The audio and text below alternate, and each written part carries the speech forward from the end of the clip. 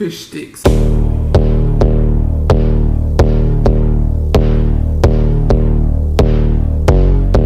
What's up, everybody? Today I just want to talk about DLC. Now, this was originally going to start off as a rant, and it might still end up being a rant. I don't know yet. I'm probably just going to title it DLC rant and just be more informative. But I was recently going to buy a game called Deus Ex. The second one just came out.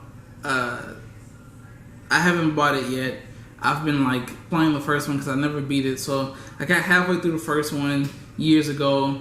When that came out about 5 years ago, and I was a child. So eventually I quit. Recently I started playing it again. I looked at the DLC, and there's been this thing going on with its DLC where even when you pre-order, you get things like Tactical Pack or whatever, and it's one-time use. What one-time use means in this game is that through one playthrough, you can use the Tactical Pack and everything that comes with it once.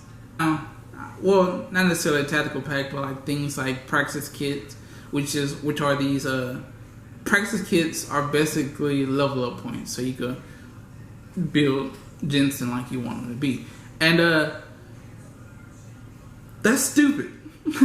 It's a single player game. Why in the hell would you make one time use stuff in a single player game?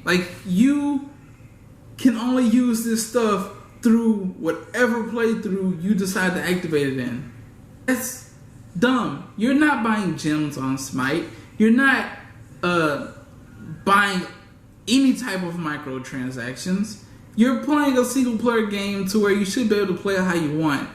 And if they give you the option to buy these things that make the beginning of your playthrough a breeze, that's no one's fault but their own. They should not be limiting you to just using it through one playthrough.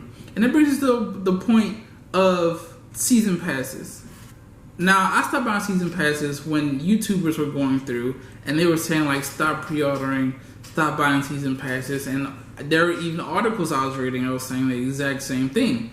And once I did the research for myself, I realized that season passes and pre-order games do not benefit anyone. When you look back at when you pre-order games and the DLC or whatever extra you get for pre-ordering a game, it does not help you much, if at all. You might be able to go through the first 1 or 2 hours and feel great, but then you get back to that point where none of that stuff matters. Nothing you bought through pre-ordering helped you in any way after you reach the 2-hour mark.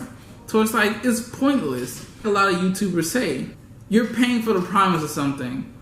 You don't know what you're going to get. You're just hoping that after all the trailers and, 2-minute gameplay videos you've seen, if you've even seen that, because only the most confident people actually give you gameplay videos on the internet. Other than that, you have to go to E3 and just depend on everybody else's comments. E3 or Gamescom or what have you, wherever the game ends up popping up with them showing the game off. To pre-order, it doesn't make no sense. And season passes, we've all been burned. Good examples. A game that everyone has played, Destiny. If you're like me, you paid for the base game, you paid for the season pass, and you got your enjoyment out of all of them. Even though the only thing that really drove, if you're like me, the only thing that really drove your passion for the game was playing with your friends.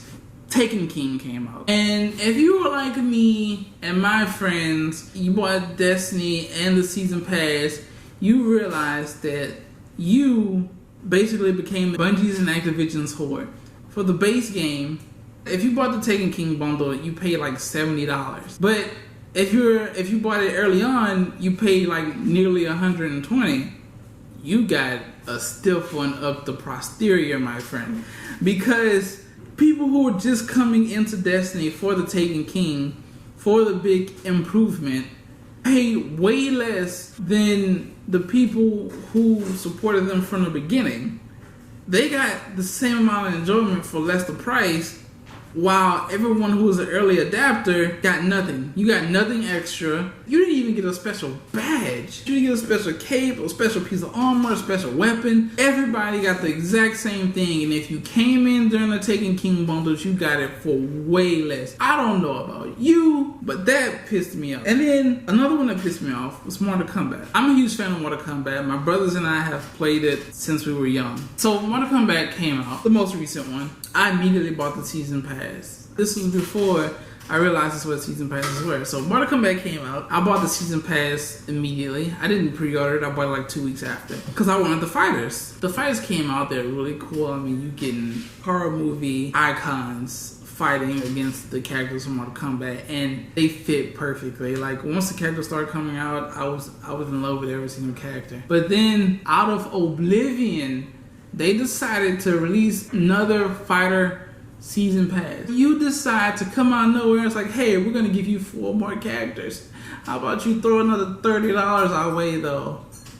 Really? I mean, I've already paid for the season pass, the fighter pass. Can I just get these characters for free? No! I'm being a little harsh on NetherRealm. Like, Mortal Kombat has been a labor of love for the guys over there at NetherRealm. There has been good ones, good games, good examples of DLC done right. Both Elder Scrolls and the Fallout series have had amazing DLC, excluding the armor on the horse. Other than that, I have had no problems playing any of Bethesda's DLC. Few companies I can name off the top of my head that have been doing DLC right are Bethesda, CD Projekt Red for The Witcher 3.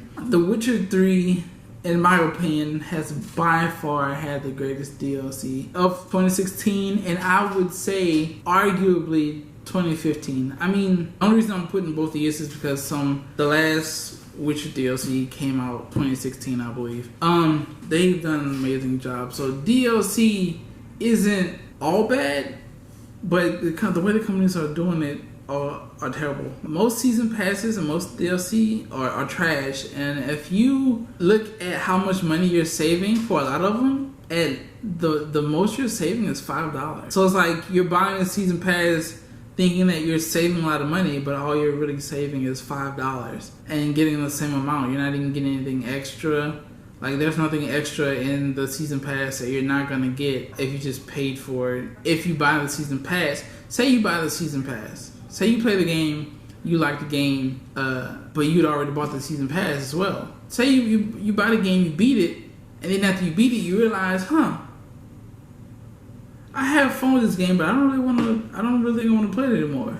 Or the time comes where DLC is getting released, and it's just not a game that you want to play anymore. Now you've just wasted between $30 and $50 on a season pass for DLC that you're not going to play because you just went off the fact that you thought you would like this game, so you figured you would like the season pass. Nah, you just wasted $50. You could have saved that $50, bought another game. Probably a better game than the one that you bought the season pass for. I mean, I was a person who loved The Division. Like, The Division was our most anticipated game. I was burned bad. I don't even know how people stay playing it for so long, but I guess once you find your MMO niche, you that's what you stick to. The DLC for that, it's not that great either, really. If we wanted to fix the DLC problem, there is one solution. If we want to fix the season pass problem, and that solution, as much as I know many of you don't want to hear this, that solution is to raise the price of video games by double. Because if we did the math for inflation, video games would almost cost double than what they do now. So video games are actually really cheap. And like people have said constantly, I mean, if you're watching my gaming content or the content that I plan on releasing, then you probably watch your IGNs, your Game Ranks, something like that, and you've heard them say like video games are the cheapest they've ever been. And that's because when you do the math, video games are the cheapest they've ever been. Video games were $60 when they came out. Video games, despite everything else going up, stayed $60. So even if you didn't do the math, that tells you video games just got cheaper and cheaper as time went on. But at the same time, there are going to be those jerks that release the game at $120, still try to sell you a season pass, and still try to give you crappy DLC. The best thing to do for both parties, if companies want to make money, and still give the consumers what they want, make great video games. And I'm not a video game creator, so I can't say how easy it is. I can say do it easily, but I can't say that it will be done easily. Some games have been made in a short amount of time, and those are mostly challenges, but to make games that the people want to make, they're taking 2 or 3 years. And that's if you're like a big company, or if you have a whole lot of time on your hand. If you're indie, you're sometimes taking 4 or 5 years just to make a game that would take any of these big companies 2 years. So I'm highly disappointed in the state of DLC right now. I am highly disappointed. That's my thoughts on that. To close it off, I love the fact that DLC can extend a game's playtime and nourish your love of that game or that franchise. But the state of DLC right now, it's not even worth it, to be honest with you. I mean, of course, Bethesda, CD Projekt Red, look forward to them, but do your own thing. So that's my thoughts. Have a conversation in the comment section. I will be paying attention to it and interacting with you guys and having constant conversations. And please, please be intelligent.